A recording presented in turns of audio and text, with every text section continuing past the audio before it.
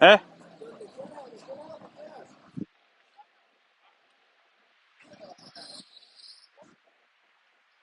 Thank you. Thank you so much for joining in. I'm Oscar Blue, for Border Network News correspondent for Real America's Voices and the Wendy Bell Radio Network.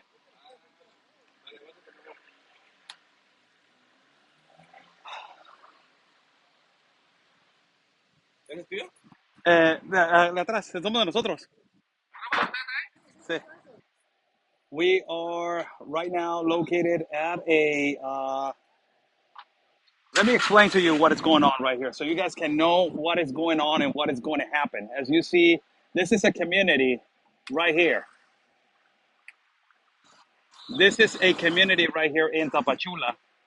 And the thing got so exacerbated into a point that the citizens are complaining. And let me just flip the camera so I can explain more elaborately.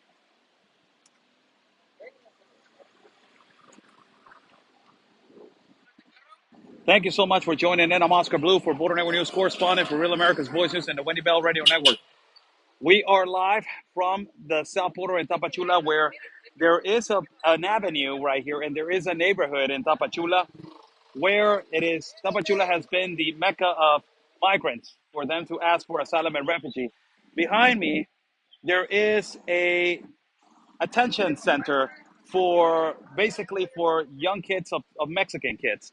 It is a recreational center where they were basically giving people from Tapachula and Mexicans jobs, and they were it's an integration center for Mexicans to get an opportunity to follow and to get a job. Now, ultimately, the government has decided to convert that center that it was designated for the kids of Tapachula and also for the Mexican citizens. They are converting it into a shelter. This the population of this neighborhood are really upset that they're trying to convert that specific area into a shelter of migrants. They don't want that. They want that to continue as an integration center for the Tapachula citizens. So today, the Tapachula citizens are closing the roads as a matter of protesting against the government and against President AMLO to tell him, we don't want a shelter for immigrants in our community. We want this center of integration for kids to be for kids and also for our neighborhood and for our people. This is how they have closed the roads right now. And the interviews, please be respectful. They're going to be in Spanish, so please be respectful. And I will translate in a few seconds when I get a chance. Please be respectful. They closed the roads right here. As you see, the Mexican citizens have closed the roads. They put a rope right there.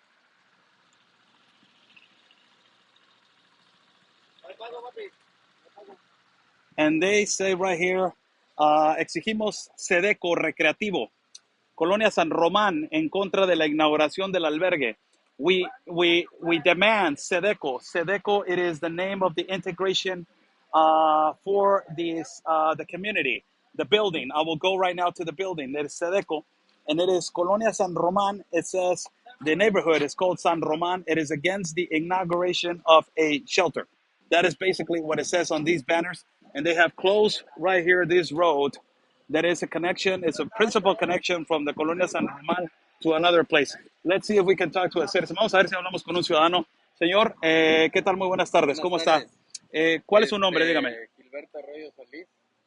La razón del día de hoy de cerrar. Del cierre de calle es por el motivo de que las autoridades municipales, estatales, sabían muy bien de esto, que era un Sedeco para bienestar de gente vulnerable, gente pobre, el cual tenemos videos donde se hicieron eventos aquí para que la gente participara en repostería, trabajos manuales, hasta la INEA vino a dar, terminar sus primarias, la gente recibieron su diploma de primaria, y evento de los niños, donde los niños recibían pláticas, clases, computación, etcétera, amigo, todo estaba muy bien trabajando.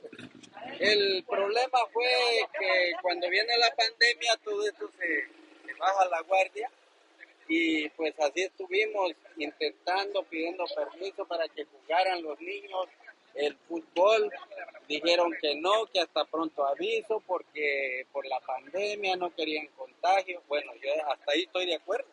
El asunto es que cuando empiezan a construir la gente decía y preguntaba, se decía así, ahora sí, dice, vamos a tener un sedeco bien hecho, bonito. Cuando esto se termina, miramos que ponen el portón y dice albergue para migrantes. Compañeros, todos mis compañeros que están aquí no estamos de acuerdo porque sabemos los problemas que suceden cuando hay un albergue y cuál es el único paso que tenemos. ¿Eh? A los inmigrantes, compañeros, y hemos dialogado que los inmigrantes son intocables, valen más que nosotros los mexicanos. Entonces, por eso estamos inconformes y exigimos a las autoridades municipales y estatales que vengan a hacer un diálogo con nosotros para que este SEDECO nos lo regrese. Ok, bueno. Eso es la opinión de toda la gente. Van a cerrar la calle el día de hoy hasta el día que... de hoy estará cerrado, no le puedo decir la hora, pero estará cerrado. Hasta que haya un diálogo. Sí, así mero. Y el diálogo es, nos otorgan a nosotros nuestro SEDECO y no se tiene que convertir en un albergue, porque lo que quieren los ciudadanos tapachultecos quieren el SEDECO. Sí, así es. Muy bien, muchísimas gracias, señor. Pruebas. ¿Cuál es su nombre, señor? Gilberto Arroyo Solís. Muchas gracias, señor Gilberto. Muchas gracias. Vamos a caminar un poco aquí. Órale, ahorita regreso para entrevistarlos a todos. ¿Sí, muy bien? Okay. Sí, muy bien. This is what he's saying, that, you know, the migrants are untouchable, that they're more untouchable than Mexican citizens, and that basically they don't want a shelter here because they know what the problems with a shelter comes with. So they're saying we don't want a shelter here. We have seen that the migrants over here, their behavior, it is completely, you know, in a way unwanted, and their behavior, we don't want it anymore over here. So we're closing the road. As you see right there, there's a big banner that says on the top, President Andrés Manuel López Obrador says we do not want this to be affected to the neighborhoods. We are going to close the roads, no to a shelter. And this is the place where they want to convert it into a shelter. And they have a lot of banners. It has a lot of banners outside. And it is basically, it says President AMLO right here on the side. It says civil peace resistance. It says let me read all the banners, translate all the banners. The neighborhood San Ramon doesn't want a shelter. We don't want a shelter. We want SEDECO. SEDECO, it is an integration center where Tapachula citizens, Mexican citizens, were receiving educational programs, and also they were receiving elementary possibilities to get their elementary education, to get their junior high school education, and also technical careers. Also, they were receiving technical careers, also status and those technical careers courses. So the Mexican citizens, they are saying, we don't want a new shelter. It says, President AMLO, no to shelter to migrants. The neighborhoods from the north west of the city, we demand that the return us back SEDECO, that is our programming, a program, basically our center of integration for the Tapachula citizens, for them to get the educational programs. All the way to the back, you will see that it says shelter for families and mobility of the parts of Soconusco. What is this called? Is a shelter for families and mobility. It's for poor people, for Mexico. And that was the reason why they are demanding that this was specifically for the people of Tapachula. And now the road, it is closed. As you can see, right behind me, the road is closed. They're closing the roads, and they're demanding that they are not going to basically provide this shelter, and they are closing the roads. Let us go and talk to some of the citizens of Tapachula and see what their claims are, and see what they are demanding, and see what they are saying.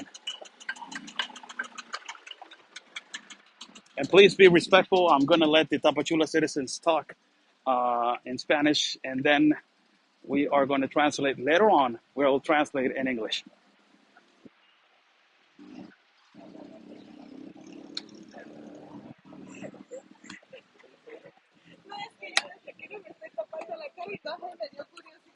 Acérquense, por favor.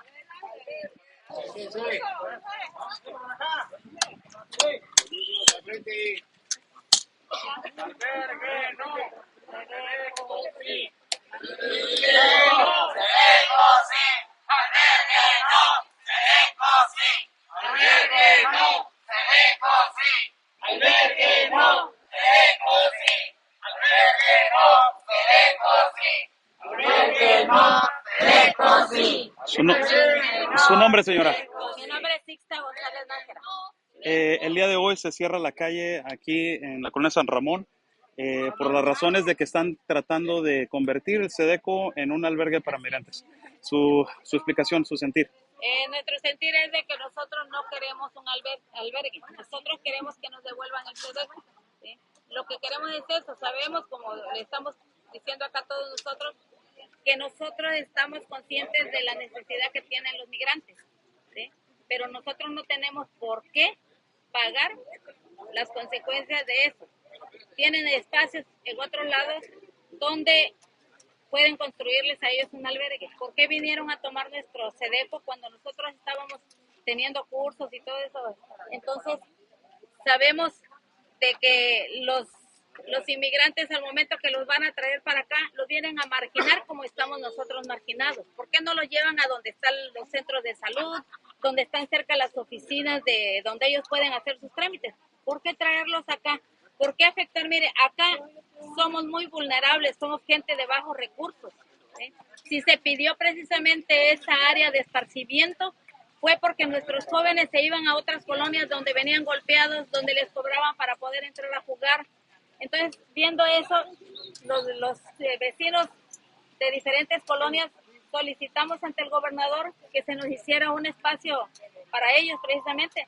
Nos dieron el Sedeco donde veníamos a recibir cursos, nos dieron lo que es una cancha de fútbol donde teníamos nosotros lo que eran torneos, ¿sí? Jóvenes que andaban en la droga, que andaban tomando. Gracias a Dios dejaron de hacerlo. ¿Por qué? Porque tenían el apoyo de todos nosotros acá, los vecinos, de que les pagábamos lo que eran los arbitrajes, le comprábamos traje, no le pedíamos nada al ayuntamiento. ¿Por qué nos vienen a quitar ahora nuestro espacio? Somos gente que hemos luchado para que lo tengamos y ahora vienen y nos meten aquí un albergue. No estamos de acuerdo con el albergue. El Sedeco les ha dado bastante a la comunidad, cursos de educación, también áreas deportivas. ¿Ha implementado un plus, una plusvalía a la comunidad? Así es, nosotros hemos aprendido un oficio con el cual ahora podemos poner un negocio, el cual nos vino a beneficiar. ¿Para qué? Para tener una mejor vida. Entonces, nosotros queremos nuestro Sedeco. Y el día de hoy cierran la carretera y le mandan un mensaje no solamente a la presidenta municipal, al gobernador, sino también al presidente de la República. Que él ha dicho, primero el pueblo, así es de que nosotros queremos que nos tomen en cuenta. ¿Qué opina de esa filosofía de Andrés Manuel que dice primero el pueblo, pero se ve aquí que no está primero el pueblo? Pues me da risa, a mí me da risa. Él le da derecho a los migrantes, nosotros no podemos ni empujarlos porque a nosotros nos meten a la cárcel. Nosotros, nuestros derechos salieron volando por donde se lo pasa el señor presidente Andrés Manuel López Obrador. Quisiéramos que él fuera otra persona, que no fuera candil de la calle y oscuridad de su casa, porque le da a ellos, hasta fue ofrecer a Centroamérica beneficios que acá la gente lo necesita, ¿sí? Entonces, no le pedimos más, queremos nuestro Sedeco, no queremos un albergue. A la señora presidente, Rosy Urbina, que venga ella a darnos la cara acá y que nos diga por qué ella dice que invirtió 16 millones cuando ya estaba hecho parte del Sedeco, el 70% ya estaba hecho. O sea que los 16 millones no son una realidad. Pues para nosotros nos da risa que diga que gastó 16 millones de pesos en eso, puesto que el Sedeco un 70% ya lo tenía, ya estaba hecho, ¿sí? Entonces ya es pues esto ya es una cosa que ellos no toman en cuenta, no lo toman en serio, por eso es que estamos tomando nosotros las calles. Señora, la miro que trae un cuadro y es un cuadro de la primer piedra, señora. Acérquese un poquito, señora. ¿Cuál es su nombre, señora? ¿Cuántos años tiene viviendo usted aquí en esta colonia? 30 años. ¿Qué para usted qué significa este cambio tan drástico que quiere hacer el gobierno de Tapachula? El gobierno de Tapachula, Me básicamente. parece bastante mal, porque queremos el apoyo para nuestros hijos, para mis nietos, para los hijos de los vecinos, que necesitan jugar acá en el tiempo que ya lo teníamos ganado. ¿Familiares de usted han salido también ya de provecho del SEDECO? ¿Han aprovechado el SEDECO de alguna manera? Pues cuando estuvo sí, porque veníamos a los cursos de cocina, de costura, pero vino la pandemia y de ahí se detuvo un poco y de ahí ya se tomaron para lo que quieren los migrantes. Y eso pues no está bien. Ha beneficiado muchísimo a la comunidad de alguna manera tener un SEDECO, darles carreras técnicas a los y a impulsarlos a generar jóvenes de bien. Claro que sí. Y entonces de alguna manera les quitarían eso y de una manera directa, ¿verdad?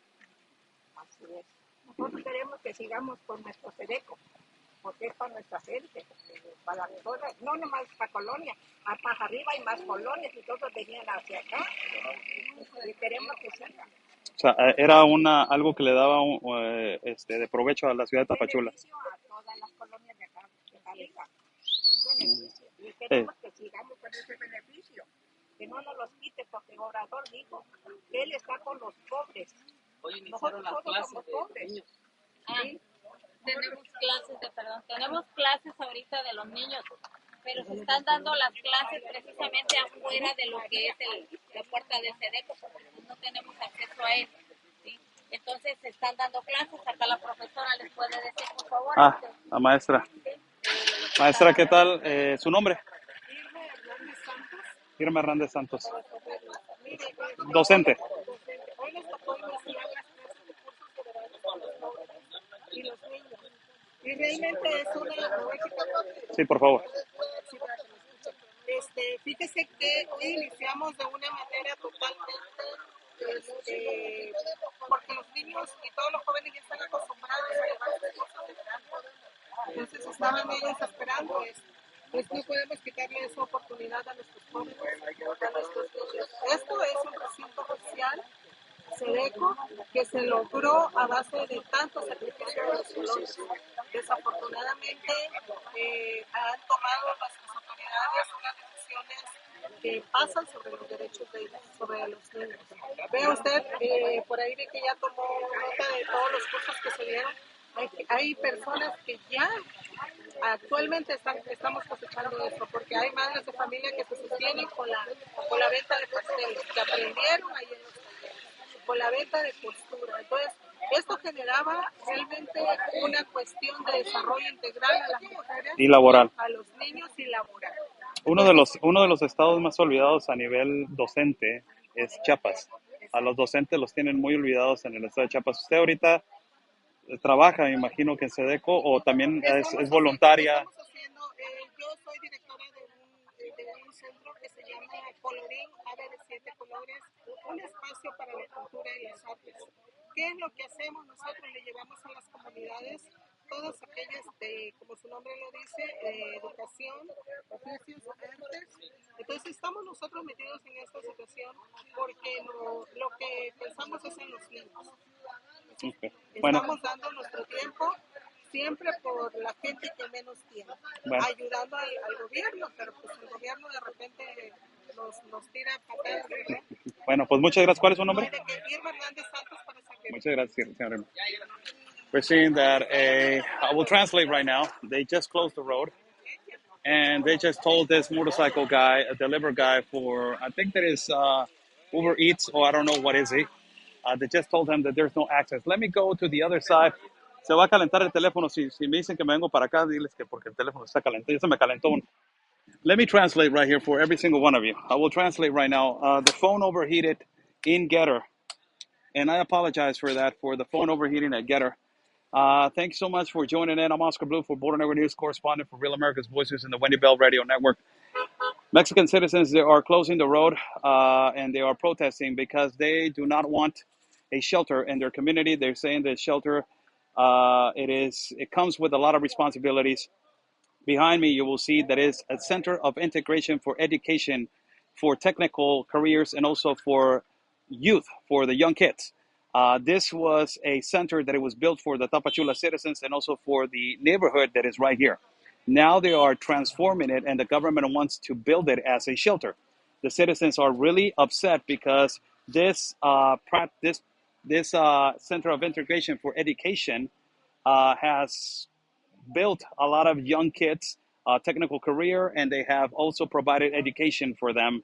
And ultimately, it has a recreational area as soccer and soccer fields. So they say they're taking away what is ours, what it was built for us, what it was built for our community, what it was built for the communities right here, and not only for this community, it is for the whole Tapachula citizens. It was built for them. And why you are trying to build a shelter? So they are against building a shelter. Also, the elderly lady right here says, uh, the adult lady right here says, this they will not take it away from us. This is first for us. The government of Mexico needs to understand that this is our center of education for our center of integration for education. Also, the mayor, the governor, and also is directing directly to the president.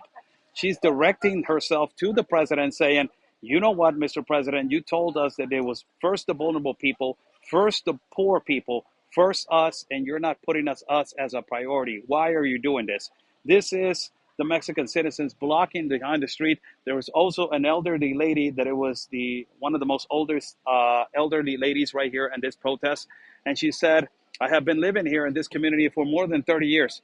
I feel that I am being in a way displaced, they're taking away something from me." Also, there was another a teacher that it was one of the people that they were voluntarily teaching in this particular place, a Mexican teacher. She's saying the government does not even know how much this educational center has provided for our Mexican citizens, and you are taking away that from us.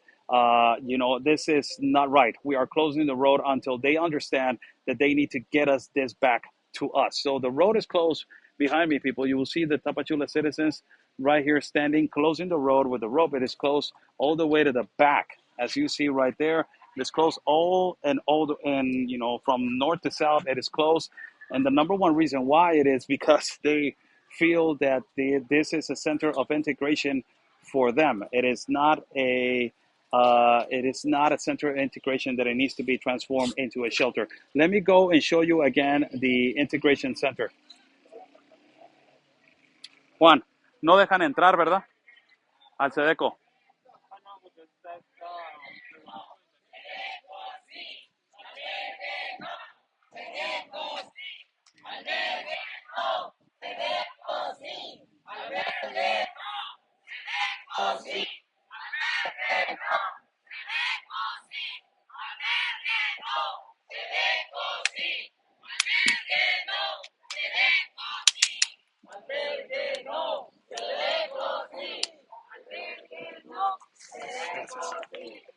This is. Let me go right here. They block all this road also. These are Mexican citizens that they're blocking the road. They just blocked the whole they blocked the whole road. This man, Chiapas is so beautiful. Everywhere that you go in Chiapas, you can find a river. And you can find a river just to have a nice moment of peace for your life. This is a taxi driver who is practically going to come down here and say to the citizens what is going on while you're blocking our street. ¿Qué tal? Buenas tardes. This is a road that they were blocked. Again, the banner on top that says that we are, basically not, we don't want the shelter. We want our center of integration for studies for our community. And they're chanting, shelter no Sedeco. See, Sedeco, it is initials for Center Education, and I will get the full significance of it. But it says right here, Sedeco, Cedeco, Sedeco. And they're saying, we don't want that. And saying, Mr. Governor, please return us Sedeco back, in which they were giving out technical courses, of kitchen courses, beauty salon courses. We had Zumba, that is a so-called sport. Also, we had sports. We have also a barbershop over there, barbershop courses. Give us back our Sedeco. So this is a protest of Mexican citizens that they're basically closing the roads because they don't want a shelter for migrants. And they say that there's a lot of places where they can put a shelter, and why they have this shelter only located right here. So, wow, so much activity as soon as we get over here, man. So many interviews, so much activity, so much news, so much information, so much information. It's a lot of information that is